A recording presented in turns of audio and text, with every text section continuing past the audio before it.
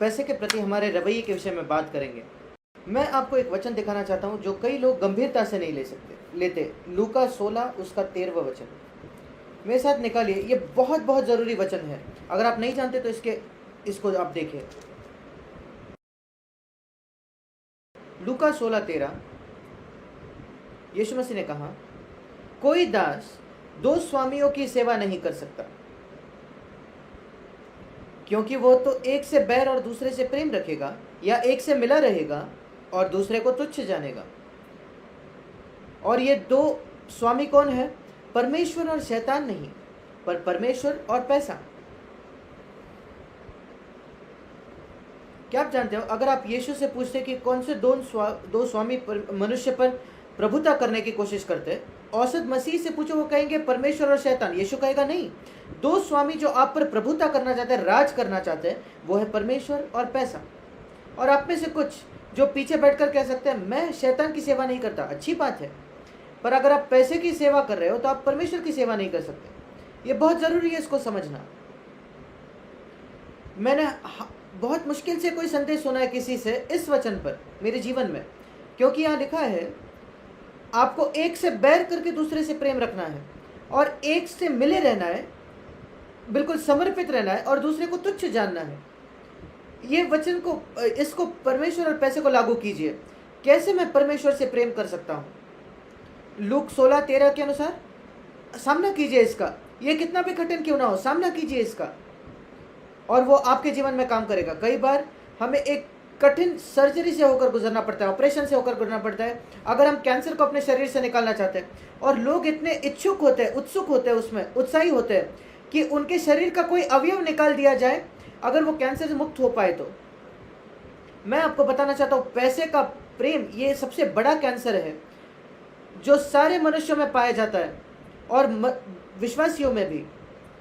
वो परमेश्वर पवित्र आत्मा नहीं चाहते कि वो उनके अंदर कोई सर्जरी करे ताकि वो पैसे का प्रेम उनसे निकाल फेंके, और इस वजह से इसलिए वो परमेश्वर से प्रेम नहीं करते। वो सोचते हैं कि वो कर रहे हैं क्योंकि वो मसीह काम में सक्रिय है और वो इतनी बातें कर रहे हैं, वो प्रचार करते हैं, सब कुछ करते हैं। पर मैं आपको बताना चाहता हूँ यीशु मसीह के नाम से, अगर आप पैसे से प्रेम करते हो तो आप परमेश्वर से प्रेम नहीं करते। मुझे याद है जब मैंने यहाँ ये कई प्रचार किया था, किसी ने आकर मुझे कहा, अरे ऐसा कोई है भी क्या जो पैसे से प्रेम नहीं करता? नहीं, काफ़ी लोग हैं, शायद आप नहीं करते, आप उनमें से नहीं हो, पर कई लोग हैं जो पैसे से, यीशु मसीह से पैसे से अधिक प्रेम करते हैं, किसी भी दूसरे बात से अधिक। घृणा करने का क्या मतलब है? लूका 16:13 बैर करने का क्या अर्थ है?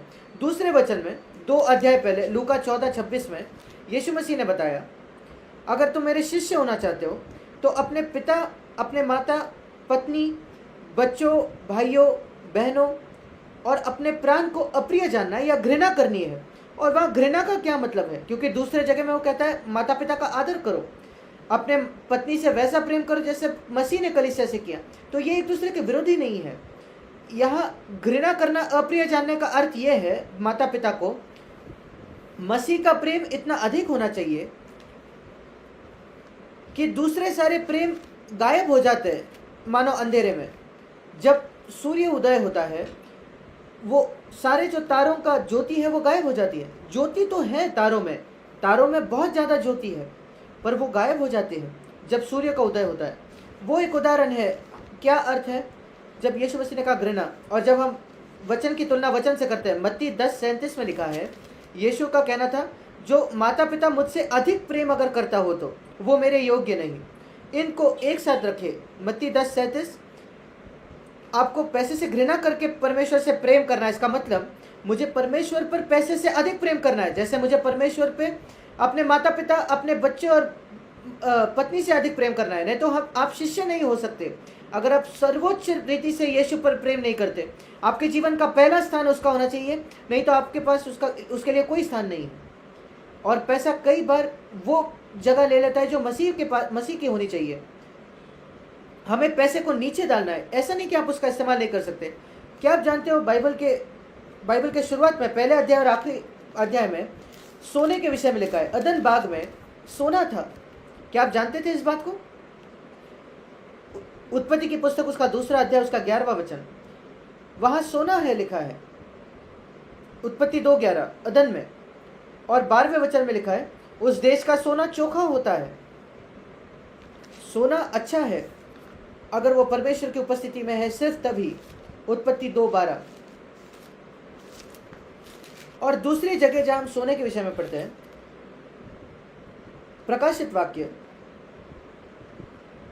उसका 21 अध्याय, और यहां लिखा है 21 वचन में, प्रकाशित वाक्य 21:21। बाइबल के शुरुआत में आप सोने के विषय में पढ़ते हो, बाइबल के अंत में आप सोने के विषय में पढ़ते हो। और यहां लिखा है, नगर की सड़क, स्वर्ग की जो सड़क होती है वो कांच के समान शुद्ध सोने की थी। स्वर्ग में लोग सोने के ऊपर चलकर जाते हैं, सोना उनके पैर के तले होता है। यहाँ पृथ्वी पर लोग सोना अपने सिर पर डालते हैं, अपने गले में डालते हैं, अपने कानों में डालते हैं, पर स्वर्ग में उसको पैरों के तले रखते हैं। दूसरे शब्दों में वहाँ चित्र यह है, सोने का मुझ पर कोई सामर्थ नहीं है, पैसे का मुझ पर कोई सामर्थ नहीं। वो है, वो अच्छा है। आपने उत्पत्ति 12 में पढ़ा, उत्पत्ति 2 में पढ़ा और प्रकाशित वाक्य 1 में पढ़ा, पर उसे मेरे पैर के नीचे होना है अगर वो अच्छा होना है तो। अगर वो मेरे मन को भर रहा है तो वो अच्छा नहीं है। पैसे को मेरे पैरों के नीचे होना है, मुझे उसका स्वामी होना है पैसे का। पैसा मेरा स्वामी नहीं होना चाहिए, वो मुख्य बात है। पैसा एक अच्छा सेवक है पर एक बहुत बदतर स्वामी है। क्या आपके पास बहुत सा पैसा हो सकता है और शिष्य हो सकते हो क्या आप यीशु के? ये इस पर निर्भर है वो सारे आपके सेवक है या नहीं। अब्राहम के विषय में हम पढ़ते हैं, उसके 318 सेवक थे। कितने, क्या ही बड़ी संख्या है, पर अब्राहम स्वामी था। उनमें से 318 में से हर एक सेवक, एक से एक सेवक अब्राहम की बात मानता था, आज्ञा मानता था। आप एक बहुत अमीर व्यक्ति हो सकते हो, धनी व्यक्ति हो सकते हो, पर अगर पैसे आपके पैर के नीचे हैं तो आप यीशु मसीह के शिष्य हो सकते हो।